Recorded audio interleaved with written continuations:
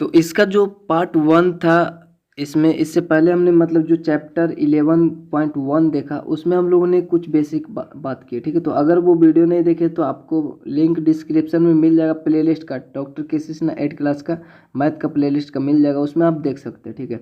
उसको देखने के बाद उसमें बहुत सारे ऐसे बेसिक हैं जो आपके लिए आगे भी काम आएगा, ठीक है। तो यहाँ पे बेसिकली चतुर्भुजों का समझ है, तो हम लोग को चतुर्भुजों से रिलेटेड यहाँ पे देखना होगा। तो इससे पहले अगर आप चैनल पर नए तो चैनल को सब्सक्राइब कर लें और बेल आइकन प्रेस कर दें ताकि आने वाली वीडियो की नोटिफिकेशन सबसे पहले आप तक पहुँच जाए। और हम लोग यहाँ पे वीडियो को स्टार्ट करते हैं। तो यहाँ पे देखिए चतुर्भुज यानी 4 भुजाओं वाला बहुभुज एक चतुर्भुज कहलाता है। 4 भुजाओं वाला जो बहुभुज होता है वो चतुर्भुज कहलाता है। दूसरे शब्दों में तल की एक बंद आकृति जो 4 रेखाखंडों से घिरी होती है ना, जो तल का मतलब हम बता चुके, तल मतलब तल होता है, ठीक है। ये जो हम लोग यहाँ पे पड़ा हुआ देख रहे हैं, एक पन्ना है ना, तो वो एक तल है, ठीक है। दूसरा पन्ना दूसरा तल है, ठीक है। तो तल का मतलब जहाँ पे वो है, ठीक है, उससे बाहर नहीं उसके अंदर नहीं, ठीक है। जहाँ पे है वो उसके एकदम सामना सामने वो तल है, ठीक है। तो जो भी तल में है उस वो 4 आकृति 4 रेखाखंडों से घिरा तो उसको हम लोग चतुर्भुज कहते हैं।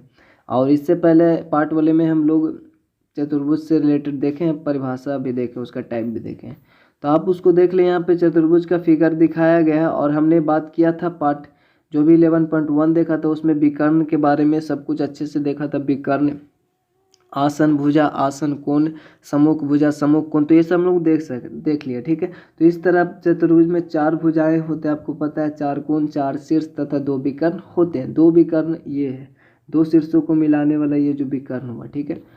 नोट में आपका ये जो काफ़ी इम्पोर्टेंट है, आप याद रखिएगा। यहाँ पे भुजाएं तथा शीर्ष चतुर्भुज में स्थित होते हैं, ठीक है। भुजा जो होता है वो चतुर्भुज में होता है, चूंकि भुजा से चतुर्भुज बना, और शीर्ष भी होता है जो चतुर्भुज में होता है।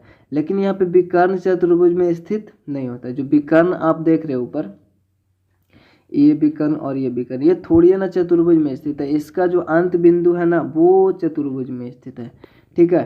तो ये आपको याद रखना है, विकर्ण का सिर्फ अंत बिंदु चतुर्भुज में स्थित होते हैं। तीसरा में चतुर्भुज की आसन भुजाओं तथा सम्मुख भुजाओं के युग्म। आपको पहले ही हमने बताया था, आसन भुजा निकालना हो तो आप इस पॉइंट को पकड़ लें, क्योंकि 4 पॉइंट है ना, तो 4 इसका आसन युग्म होगा भुजाओं का। इस पॉइंट को पकड़े तो ये हो गया AD, ये हो गया AB, ये दोनों आसन भुजा हो गया, ठीक है। फिर हमने B को पकड़ा तो ये हो गया BC, ये हो गया AB या फिर BA, ये हो गया आसन भुजा। उसी प्रकार से हम लोग इसको C को पकड़े तो ये हो गया BC या फिर CB, ये हो गया CD या फिर DC, तो ये हो गया। इस प्रकार से 4 होंगे आसन भुजा। आसन कोण की बात किया जाए तो ये रहा, इसके सामने ये दोनों आसन कोण होंगे, ठीक है। आपको एक भुजा पकड़ना है ऐसे, इस भुजा में एक युग्म ये और एक युग्म एक ही भुजा पे होंगे, ठीक है। तो दोनों के लिए AB कॉमन है, ठीक है। दोनों कोण के लिए AB कॉमन रहेगा। इसमें भी ये दोनों होंगे, ये वाला BC पे दोनों आसन है। तो 4 भुजा है तो 4 युग्म होगा इसका भी, ठीक है। आसन कोण, आसन भुजा, फिर सम्मुख कोण, तो जो सामने है इसका सामने C है ना, इसका सामने D है, तो ये सम्मुख कोण हो गया। सम्मुख भुजा इसके सामने ये है तो ये हो गया, ठीक है। तो इसको हम लोग ज़्यादा आप देख लीजिएगा। आसन भुजाएं तो किसी चतुर्भुज की यदि 2 भुजाएं का अंत बिंदु भयनिष्ठ हो, 2 भुजाओं का अंत बिंदु यानी इसका भी अंत बिंदु, इसका, और अगर इसका बात किया जाए तो इसका भी, दोनों का अंत बिंदु यहाँ पे यही है ना। यहाँ पे ये दूसरा है, ये दूसरा अंत बिंदु, लेकिन ये आपका उभयनिष्ठ है, तो ये ऐसा डिफिनेशन लिखा हुआ है। सम्मुख भुजा तो किसी चतुर्भुज की वे 2 भुजाएं जिनके अंत बिंदु उभयनिष्ठ नहीं हो, सम्मुख भुजाएं या फिर सम्मुख भुजा के युग्म कहते हैं। तो जो सम्मुख होगा उसका थोड़े ना यहाँ पे उभयनिष्ठ होगा, सम्मुख भुजा। इसमें ये AB और ये कोई भी बिंदु उभयनिष्ठ नहीं होगा, वो उधर वो उधर, ठीक है। तो ये होगा इसमें। तो यही यहाँ पे आपका होगा जो कि हमने पहले बात किया था, ठीक है। तो आप चाहे तो इसको देख सकते हैं इस प्रकार से।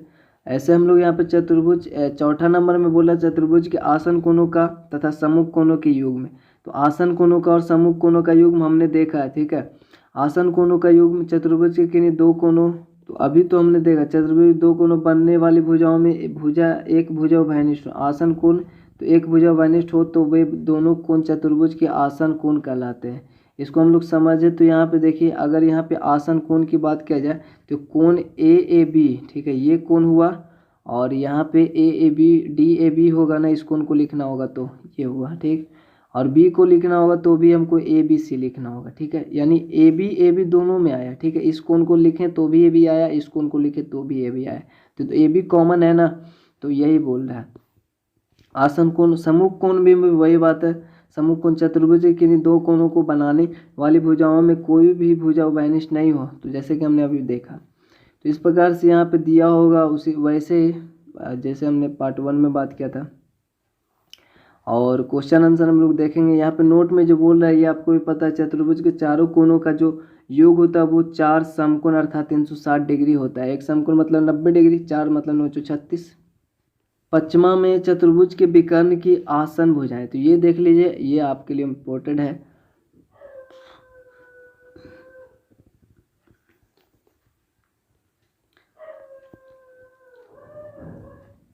चतुर्भुज के विकर्ण की आसन भुजाएं मतलब आसन भुजा मत, जैसे यहाँ पे चतुर्भुज है तो इसका 2 बिंदु, एक इधर है और एक इधर है, तो इस बिंदु से हम लोग देखें इधर इस विकर्ण की सी से एक सी डी है और एक सी बी है, तो ये आसन भुजा हो गया। इधर देखें तो ये हो भी एक भुजा है और ये भी एक भुजा है, ठीक है। तो इसका भी कुछ नाम होगा, ए है ना, तो इस ए डी और ये हो गया, तो ये विकर्ण का। उसी प्रकार से अगर डी बी विकर्ण को देखें तो डी से 2 भुजा, ये डी सी और डी ए, और बी से भी देखें तो बी ए और बी सी। तो यही यहाँ पे बोल रहा है कि दिए गए चित्र में चतुर्भुज के विकर्ण ए सी के आसन भुजाएं ए बिंदु पर अगर देखें, यहाँ पे ए है तो ए बिंदु पर ए डी हो गया और यहाँ पे ए बी हो गया, तथा सी बिंदु से देखें तो यहाँ पे सी डी हो गया और यहाँ पे सी बी हो गया, ठीक। उसी प्रकार से इस बिंदु डी बी में भी वैसे ही बोल रहा है, ठीक है।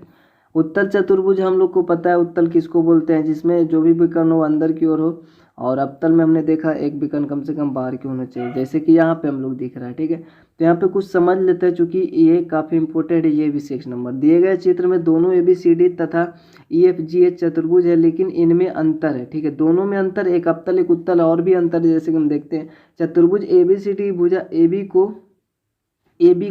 ठीक है, मतलब ए बी को ए तथा बी की ओर बढ़ाएं, ए तथा बी की ओर ऐसे अगर हम बढ़ा दें, ठीक है,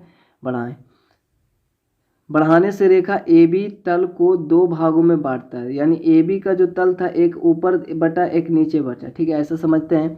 तो ए बी तल को 2 भागों में बांटती है। शीर्ष सी तथा डी रेखा ए बी के एक ही ओर है, तो ये जो रेखा ए बी है ना, और ये एक तल इधर है और एक तल इधर है, तो यहाँ पे ए बी के इधर ही तो है ये डी और सी, समझ रहे हैं, डी और सी ऊपर ही है, ऊपर वाले तल में तो है, ठीक है ना, डी और सी, यानी ए बी भी तो उधर ही है ना, ए बी यहाँ पे है तो यही साइड में डी सी भी है। अगर इधर होता तो बोलते विपरीत में है, ठीक है, नीचे होता तो बोलते विपरीत में, लेकिन वो उधर ही है। तो ये होता है उत्तल चतुर्भुज में, ऐसा ही होता है, ठीक है। सभी रेखा के जो रेखा होंगे और जो शीर्ष होंगे वो एक ही ओर होंगे, ठीक है। तो ऐसा होगा, तल को 2 भागों में बांटते हैं, शीर्ष सी तथा डी रेखा ए बी के एक ही ओर है, ठीक है ना, स्थित रहते हैं। इसी तरह चतुर्भुज की अन्य भुजाओं को दोनों ओर बढ़ाने से निम्नलिखित परिणाम मिलते हैं। तो आप चाहें तो सी को ऐसे बढ़ा दें और बी को ऐसे बढ़ा दें, ठीक है।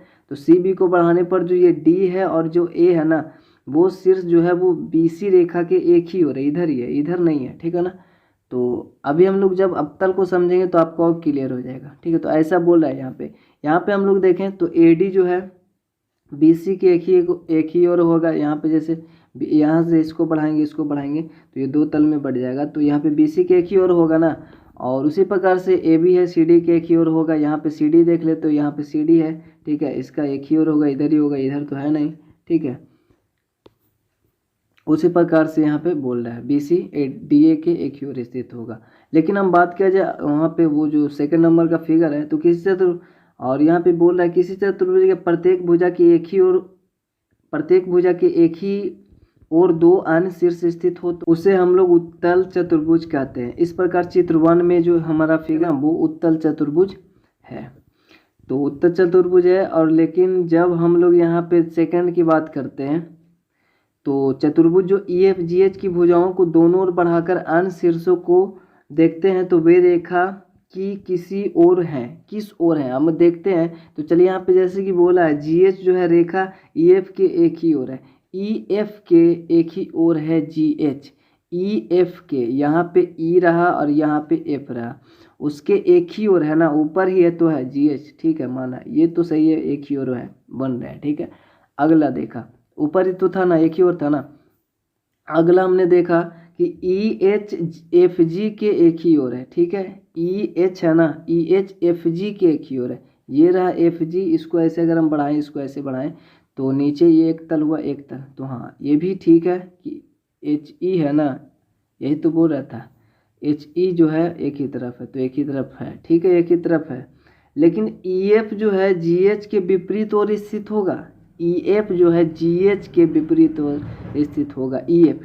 क्योंकि यहाँ पे देखिए, अगर हम लोग यहाँ पे GH को ऐसे बढ़ा दें, ऐसे बढ़ा दें, तो देखिए दो तल बना, एक इधर और एक इधर, तो यहाँ पे देखिए EF जो है एक ही ओर थोड़ी है ना, विपरीत में E इधर है तल, इस तल का, और F इधर है इस तल का, ठीक है, समझ गए होंगे आप, क्लियर हो गया होगा, ठीक है ना। देख रहे हैं यहाँ पे ये इधर है और ये इधर है, तो यही बोल रहा है, तो ऐसा उत्तल में नहीं होता है, ठीक है, अपतल में होता है, विपरीत दिशा में है कि नहीं, आपने देखा। और उसी प्रकार से जो हमारे पास FG है वो EH के विपरीत, FG जो है EH के विपरीत होगा, EH के विपरीत होगा, क्योंकि हम लोग EH को ऐसे बढ़ाते हैं तो EH के विपरीत में है FG, है कि नहीं, एक इधर तल एक इधर तल, तो दोनों विपरीत में है, ठीक है ना। तो हमको यहाँ से कंफर्म हो जाता है, ओके। इसलिए ये जो चतुर्भुज है EFGH उत्तल चतुर्भुज नहीं है, अर्थात यह अपतल चतुर्भुज है। जो चतुर्भुज उत्तल चतुर्भुज नहीं है वह अपतल चतुर्भुज कहलाता है। यह हम लोग सिर्फ उत्तल चतुर्भुज के बारे में पढ़ेंगे, यहाँ उत्तल चतुर्भुज लिखने के बदले सिर्फ चतुर्भुज ही लिखा जाएगा, ठीक है, उत्तल चतुर्भुज लिखने के बदले सिर्फ चतुर्भुज ही लिखेंगे। तो बस इसमें और कुछ नहीं था, छोटा सा थोड़ा सा चतुर्भुज के अंतभाग एवं बहिर्भाग। एक्चुअली जो हम चतुर्भुज पढ़ते हैं उसका 3 क्षेत्र हो जाता है, एक अंदर एक बाहर और एक जो है वो सीमा, चतुर्भुज का जो रेखाखंड वो परिसीमा, ठीक है, मतलब वो जो सीमा है वही। आंतरिक में चतुर्भुज का अंतभाग तथा अंतभाग की सीमा को मिलाकर चतुर्भुज का आंतरिक क्षेत्र कहते हैं। सीमा रेखा के अंदर का कोई भी बिंदु आंतरिक बिंदु कहलाता है। उसी प्रकार से बाहर जो रहेगा बाहर। चतुर्भुज के आंतरिक क्षेत्र यानी अंतभाग तथा ABCD का अतिरिक्त तल में जो क्षेत्र बनता है उसे हम लोग बाह्य क्षेत्र, यानी अंदर के अलावा जो क्षेत्र है वो बाहर वाले क्षेत्र है। इस क्षेत्र का कोई भी बिंदु चतुर्भुज का बाह्य बिंदु कहलाता है। जो भी उसमें बाहर में होगा बाह्य बिंदु कहलाएगा। जैसे 1 और 2 में यहाँ पे देखिए 1 में बिंदु P तथा Q जो है चतुर्भुज ABCD के क्रमशः अंतभाग एवं बहिर्भाग में स्थित है। तो P और Q को मिलाने वाले रेखाखंड PQ जो होगा वो चतुर्भुज में कोई भी बिंदु आवश्यक उभयनिष्ठ होगा BC पर PQ का कटान बिंदु होगा, ठीक है। तो यहाँ पे देख लेते हैं, यहाँ पे ऐसे मिलाएंगे तो जो भी PQ BC पर जो भी कटान बिंदु है ये दोनों के लिए तो हुआ, तो उभयनिष्ठ होगा ना, ये बोल रहा है यहाँ पे पहला फिगर में। तो एक अंदर एक बाहर था तो वैसे वो अंदर ही माना जाएगा। वैसे किसी उत्तल चतुर्भुज के अंतभाग में स्थित दो बिंदु PQ को मिलाने वाले रेखाखंड PQ ABCD या इसके बहिर्ग में कोई भी बिंदु उभयनिष्ठ नहीं मिलता है, तो अर्थात यह रेखाखंड PQ जो है अंतभाग में स्थित होता है। यह कथन चतुर्भुज के आंतरिक क्षेत्र में स्थित बिंदुओं के लिए भी सत्य है, लेकिन बहिर्ग में स्थित के लिए कथन सत्य नहीं है। तो जो बाहर में है वो उसके लिए स्थित नहीं है, जो सिर्फ बाहर में होता है, और जो अंदर में होता है उसके लिए स्थित है। जैसे कि यहाँ पे ऊपर में देखिए PQ जो है ना एक अंदर में भी, तो सेकंड फिगर में हम लोग देख रहे हैं इधर दोनों अंदर में है, तो ये अंदर में है, ठीक है ना। तो यहाँ पे बोल रहा है PQ को मिलाने वाली रेखाखंड PQ चतुर्भुज ABCD या फिर इसके बहिर्ग में कोई भी बिंदु उभयनिष्ठ अगर नहीं है, लेकिन हमने इस फिगर में देखा एक उभयनिष्ठ है ना, यहाँ पे हमने देखा ऐसे मिलाए तो एक उभयनिष्ठ है, तो ये तो अंदर ही रहे ना, अंदर ही माना जाएगा, ठीक। लेकिन उभयनिष्ठ नहीं होगा तो वो बाहर होता है, ठीक है, नहीं होता है। लेकिन बहिर्भाग में जो स्थित होता है उसके लिए वो कथन सत्य नहीं होता है, क्योंकि उभयनिष्ठ होगा तो हम सीधी बात करें तो अंदर में माना जाएगा, ठीक है। अब यहाँ पे हम लोग क्वेश्चन को देखते हैं। तो 11.2 है और इसमें हम लोग वास्तुनिष्ठ प्रश्न को देखेंगे। काफ़ी छोटा चैप्टर है ये, तो आपको वीडियो का स्किप नहीं करना है, ओके। तो यहाँ पे रिक्त स्थानों को भरे तो हमको पता है किसी तल में, ये हमने यहाँ पे लिखा हुआ है, क्योंकि जब इसका PDF हम लोग टेलीग्राम पे डालेंगे, टेलीग्राम का लिंक डिस्क्रिप्शन में रहता है, आप लोग वहाँ पे ज्वाइन कर सकते हैं। किसी भी PDF वहाँ पे आपको सभी मैथ का PDF साइंस का PDF मिल जाएगा, ओके। तो आपको उसको ज्वाइन कर लेना है। तो इसलिए हम लोग यहाँ पे लिख दिए हैं, चूँकि आपको PDF के रूप में इसको मिलेगा और खाली रहेगा तो कोई मतलब नहीं है PDF का, ठीक है। तो इसलिए हम लोग किसी तल में 4 रेखाखंडों को मिलने से जो आकृति बनती है उसे हम लोग चतुर्भुज कहते हैं। तो हमको आसानी से पता है चतुर्भुज में 4 शीर्ष होते हैं, ये भी आपको पता है कितना शीर्ष होता है 4, जिनमें 3 शीर्ष क्या होता है रैखिक नहीं होता। रैखिक का मतलब एक ही रेखा पे थोड़ी होता है, तीनों शीर्ष एक ही रेखा पे होता है तो वो चतुर्भुज बनता है। एक इधर एक इधर एक इधर ऐसे होता है, रेखीय होता है ना, ऐसे मिलकर भी चतुर्भुज बनते हैं ना। ठीक है, कोई चतुर्भुज कहने से उसके शीर्ष तथा भुजाओं का पता चला। कोई भी चतुर्भुज अगर हम बोलते हैं तो उसमें शीर्ष और भुजाओं का पता चलता है। ठीक है ना, चतुर्भुज के कोई भी जैसे चलिए यहाँ पे तो चतुर्भुज शीर्ष तथा भुजाओं का पता चलता है। चतुर्भुज के 2 भुजाओं के मिलने से जो आकृति बनती है उसको हम कोण कहते हैं। चतुर्भुज की एक भुजा ये रहा, एक भुजा ये रहा, 2 भुजा मिलकर क्या बना कोण बना। ओके, उत्तल चतुर्भुज के प्रत्येक भुजा के एक ही और 2 अन्य शीर्ष स्थित होते हैं। हमने पहले भी अभी देखा, थोड़ा देर पहले ही देखा कि उत्तल चतुर्भुज के प्रत्येक भुजा के एक ही और 2 अन्य शीर्ष होते हैं। एक ही भुजा जो भी था ABCD जैसे है ABCD, तो ये भुजा जो मान लिया जाए तो इसका एक ही और दोनों शीर्ष होते हैं। हमने इसको अभी देखा था। ठीक है, भुजाएं तथा शीर्ष चतुर्भुज में स्थित नहीं होते हैं। भुजाएं तथा जो शीर्ष होते हैं वो चतुर्भुज में स्थित होते हैं। ठीक है, लेकिन विकर्ण नहीं होता है। ठीक है, विकर्ण चतुर्भुज में स्थित नहीं होते हैं, लेकिन क्या बोला विकर्ण, हाँ नहीं होता ना, लेकिन विकर्ण का जो अंत बिंदु है ना, अंत बिंदु वो चतुर्भुज में स्थित होते हैं। किसी तल में एक चतुर्भुज खींचने से 3 भागों में बढ़ जाता है। एक तो ऐसे पहाड़ दिए हम लोग, एक बाहर एक अंदर, और एक ये भी, तो बाउंड्री जो है ना ये भी चतुर्भुज, ये 3 क्षेत्र में बढ़ जाता है। किसी चतुर्भुज के विकर्णों के कटान बिंदु उस चतुर्भुज के अंतभाग में स्थित होते हैं। ठीक है, जो विकर्णों का कटान बिंदु, जैसे कि हमने इस प्रकार से चतुर्भुज है तो इसको इसका जो कटान बिंदु है वो क्या है अंदर ही तो है ना चतुर्भुज का।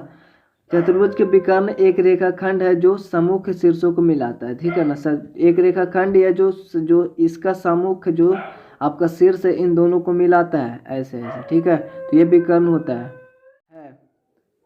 अब यहाँ पे बगल की आकृति में ABCD एक चतुर्भुज है। ठीक है, ABCD चतुर्भुज है। हम लोग यहाँ पे सम्मुख कोण, आसन कोण सभी आप रेगुलर यहाँ पे देख रहे होंगे वीडियो तो आपको पता होगा। ये काफ़ी आसान सा क्वेश्चन है, आपको थोड़ा सा लगेगा अटपटा, ये इजी क्वेश्चन है। पूछ रहा है आपसे सम्मुख भुजाओं के युग्म में बताना। सम्मुख भुजा, तो सम्मुख भुजा इसका भुज सम्मुख ये हुआ, एक युग्म ये हो गया, और ये BC का सम्मुख हो गया AD, एक युग्म ये हो गया। ठीक है, इसका नीचे आंसर है ये हो गया। आसान भुजाओं की युग्म पूछ रहा है। आसन भुजाओं का आपको ये एक बिंदु पकड़ना है, ये पकड़ना है, तो ये हो गया AD और ये हो गया AB, एक युग्म ये हो गया।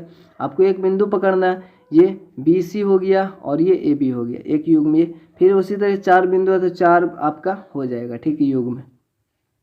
सम्मुख कोणों के युग्म में पूछ रहा है, तो सम्मुख कोण A का हो जाएगा C, तो A और कोण C जो हो गया एक युग्म हो गया। फिर कोण D और कोण B एक युग्म हो गया। ठीक है ना, आसन कोण की युग्म का नाम लिखिए। चौथा में आसन कोण युग्म का नाम लिखना। तो हमने बताया एक रेखा पे जो भी 2 कोण है, ये कोण आसन कोण होंगे, तो ऐसा 4 रेखा है तो आपका 4 युग्म हो जाएगा कि नहीं। ठीक है, तो आप बता, जैसे DC का अगर बात करें तो ये कोण D और कोण C आसन कोण की युग्म है। अगर BC रेखा की बात करें तो एक B और एक C कोण जो है वो आसन कोण का युग्म है। सम्मुख भुजाओं के कितने युग्म होते हैं ये पूछ रहा है। सम्मुख भुजाओं के कितने, एक ये हो गया युग्म और एक ये हो गया युग्म, टोटल 2 युग्म है तो 2 युग्म होंगे। ठीक है, आसान भुजाओं के कितने युग्म होते हैं। आसन भुजाएं तो एक बिंदु पकड़ने पर एक युग्म ये हुआ। ठीक है, उसी तरह 4 बिंदु है तो 4 युग्म हो जाएंगे कि नहीं होंगे। ठीक है, आसन कोणों के कितने युग्म होते थे। एक भुजा से हमारा एक युग्म मिलता है ना, ये युग्म का मतलब जोड़ा होता है। तो एक युग्म ऐसे 4 भुजाएं हैं तो 4 युग्म हो जाएंगे। ठीक है, आसन कोण के कितने युग्म होते हैं ये हमने देखा अभी ना। ठीक है, 4। सम्मुख कोणों के कितने युग्म होते हैं। सम्मुख कोण के तो 2 ही होंगे ना, एक इसका एक युग्म ये हुआ, एक युग्म ये हुआ। ठीक है, 2 युग्म हो गए आसन कोण सम्मुख कोणों के। विकर्णों के नाम लिखना है, विकर्णों के नाम लिखना है ना, तो 9 में विकर्णों के नाम लिखना है। तो ये हो गया AC और ये हो गया DB, 2 ही विकर्ण है। विकर्णों की संख्या कितनी है, 2 है। तो यहाँ पे देखिए आपका आंसर लिखा हुआ है, तो इसको आप देख लीजिएगा। अब यहाँ पे तीसरा नंबर क्वेश्चन तो काफ़ी इजी क्वेश्चन था। ओके, चतुर्भुज PQRS के विकर्णों के नाम लिखना है। चतुर्भुज जो है PQRS के विकर्णों का नाम लिखना है। यहाँ पे फिगर हमने पढ़ दी, एक विकर्ण PR हो गया, एक विकर्ण QS या फिर SQ बोल सकते हैं इसको। तो ये हो गया, ये आपका आंसर हो गया। अब आपका नेक्स्ट क्वेश्चन बोल रहा है क्या कि कोई चतुर्भुज ABCD खींचे तथा इसके अंतःभाग को छायांकित कर देना ऐसे। ठीक है, सेट विकर्णों के कटान बिंदु का नाम ओ दे, ठीक है। और फिर जो विकर्ण है वह इसका कटान बिंदु को ओ नाम देना है। तो बताया कि बिंदु ओ चतुर्भुज के किस क्षेत्र में है, तो आपको भी दिख रहा है ना, अंदर में है। और ऐसा हमने जो बेसिक इंट्रोडक्शन में भी देखा, एक चतुर्भुज एबीसीडी खींचा, इसके विकर्णों का कटान बिंदु ओ चतुर्भुज के अंतःभाग में स्थित है। तो बस ये फाइनली आपका खत्म हो गया। अब हम लोग नेक्स्ट वीडियो में मिलेंगे। तो चैनल सब्सक्राइब करके बेल आइकन प्रेस कर दे ताकि आने वाली वीडियो की नोटिफिकेशन सबसे पहले आप तक पहुंच जाए। वीडियो चलोगे तो लाइक कमेंट शेयर जरूर से कर दो। चल मिलता है आपसे अगले वीडियो में, तब तक के लिए जय हिंद जय भारत।